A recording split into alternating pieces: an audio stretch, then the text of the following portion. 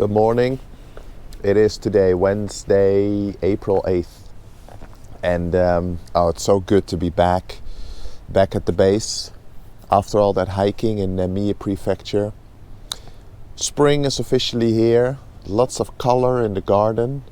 Got pinks, blues, yellows, whites, greens, obviously. And it was a special time in Japan, especially in Kyoto, but also in Mie. The Sakura, the cherry blossom, incredibly beautiful. Cherry blossom is such a symbol for spring in Japan. It might be the most famous tree or plant, the cherry blossom. Surprisingly, I never see any cherries, just the blossom, but that's another story. It's incredibly valued and respected in Japan just because of the fleeting moment in time, almost like being young or being in your youth. And it is really special. Also, you just see a lot of it and a lot of people. So I want to talk today about some other plants that are connected, especially for me, that are connected to spring. When I bike along Kamogawa is the main artery, the river that goes from north to south on the eastern side of Kyoto, but it basically splits the city in half. And I call it the cycling highway because I always cycle it daily. And a few years ago, I started noticing, maybe mid-March, end of March, these incredibly white shrubs. They are green most of the time, but then all of a sudden, these thick, fluffy flowers start to grow mid-March, and this is called a Spirea Thunberg, or Thunbergi Spirea. And I just thought, I need to have that one in my garden. I need to plant that one. And another one that I've seen a lot is the Forsythia, with its beautiful yellow flowers. And for me, it's so indicative of the spring. They also bloom a lot longer than the Sakura. And because I wanted that instant gratification, I wanted to have it right away. 2 years ago, I bought 20 of them. 20 Thornback Meadowsweet and 20 Forsythias, just because I wanted that instant gratification. Didn't have the patience to wait. Now I realize that a garden needs to grow full. You don't have to plant it full necessarily. But I have that obsessive mindset that I want something done right away. It's getting less, I'm getting better at patience, but the cool thing is that in these past few weeks I've been noticing them a lot, the Forsythia and the Meadowsweet, and especially the white one is so fluffy. The whole shrub is full, and when you bike along the river you can smell the scent coming off, really nice. But I was so happy when I came here yesterday that in this garden also a little specks of white flowers, frosty tops at the end of the green. So that made me very happy. So it's a little bit different from the Sakura. I know Sakura and cherry blossom is the main symbol for spring. Spring is an important time in Japan. It's the start of the academic year. It's the time when companies welcome their new employees. So it's a time of rebirth, things start to grow.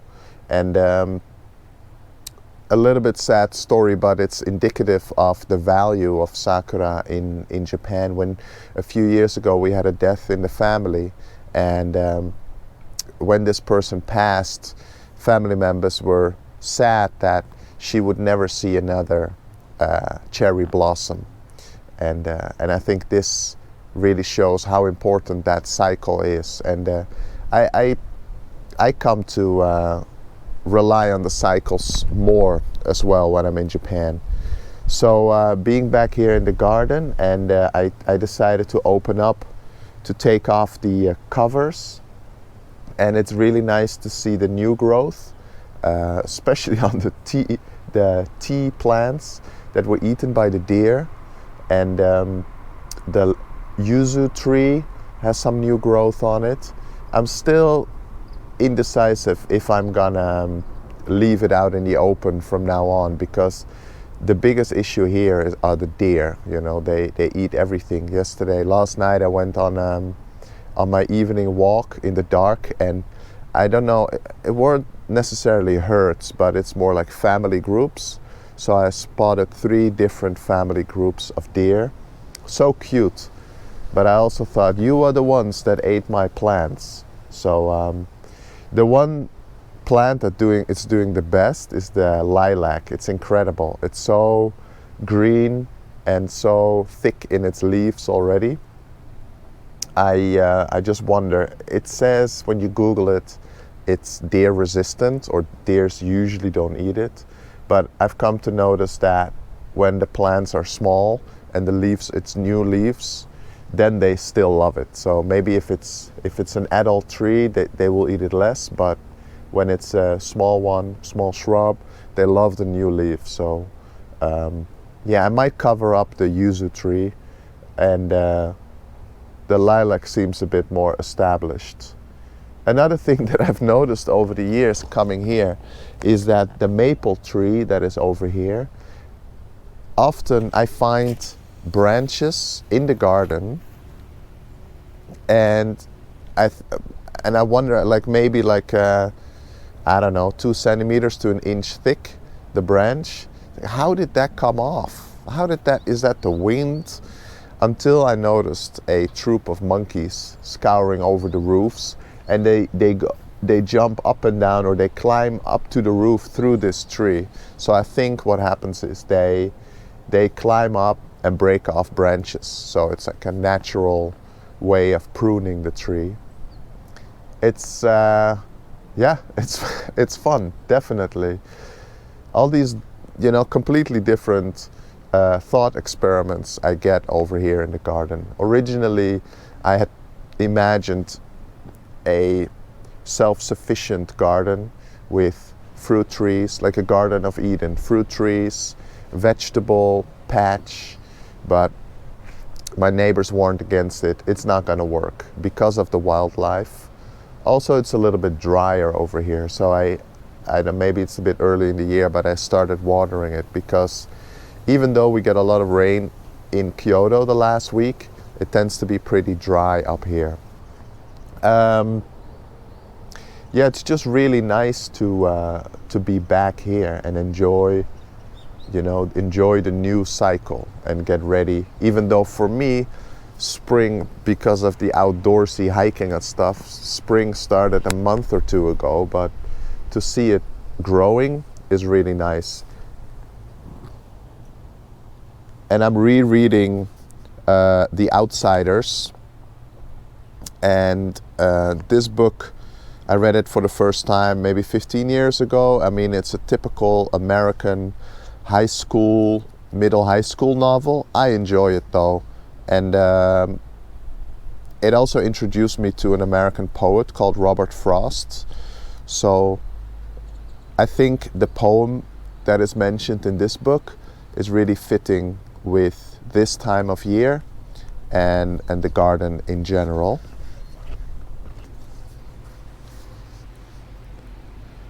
Nature's first green is gold, her hardest hue to hold. Her early leaves a flower, but only so an hour. Then leaf subsides to leaf, so Eden sank to grief. So dawn goes down to day, nothing gold can stay.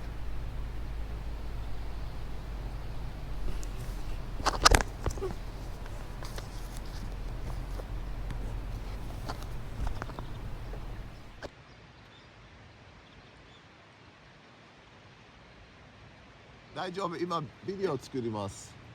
ビデオ。庭のいろんな葉っぱがあるからうん。ビデオを作ります。ああ、そう。どこに行きますか？散歩。散歩、うん。毎日？毎日。なるほど。うん。どこに6000歩。6時からうん。歩く6000歩。6000歩。うん。1000歩の意味わからない。キロ？一歩。2歩って、これは6000。あうん。1時間。あ、1時間。うん。ここからこれを降りて、ずっとここジグザグで降りていって、んで、JR 越えて向こう。